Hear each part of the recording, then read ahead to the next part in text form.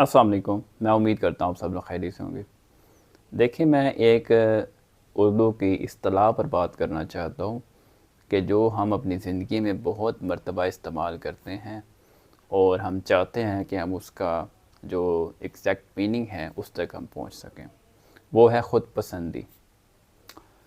ये जो लफ्ज़ ख़ुद पसंदी है, इसको हम दो डायमेंशंस में ले सकते हैं।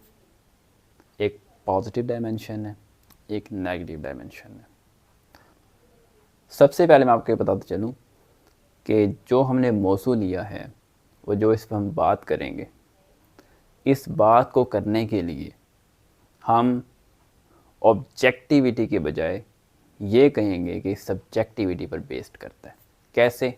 आइए इस पर बात करते हैं। इसकी जो पॉजिटिव डायमेंशन है वो ये है, ख़ुद पसंदी से मुराद ये है कि इंसान अपनी केयर करने लग जाए, अपना ख़याल करने लग जाए, अपने आप से मोहब्बत करने लग जाए। और ये आपने सुन रखा होगा, जो ख़ुद को जानता है, ख़ुद की परवाह करता है, वही खुदा तक पहुँचता है। तो ये बात तो वाज़ेह है, रोज़ रोशनी की तरह आया है।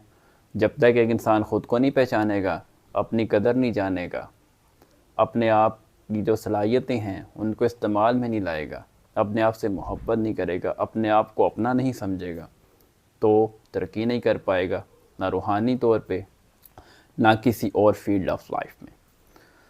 दूसरा, इसका एक नेगेटिव डायमेंशन में अगर हम बात करें तो एक मीनिंग ये बनता है, ख़ुद पसंदी से मुराद है कि ख़ुद गर्ज़ हो जाना, कि इंसान पूरी दुनिया से बेगाना हो जाए, अपने आसपास के, अपने हल्का अहबाब में मौजूद लोगों से बेगाना हो जाए, अपने अज़ीज़ व अक़ारिब से बेगाना हो जाए और बस अपनी ही दुनिया में जिए और अपनी ही परवाह करे, अपने ही मतलब के लिए लोगों का इस्तेमाल करे, वसाइल का इस्तेमाल करे और जो मखलूक़ खुदा की खिदमत जो हम पर फ़र्ज़ कर दी गई है अज़ल से, उसको भूल जाता है।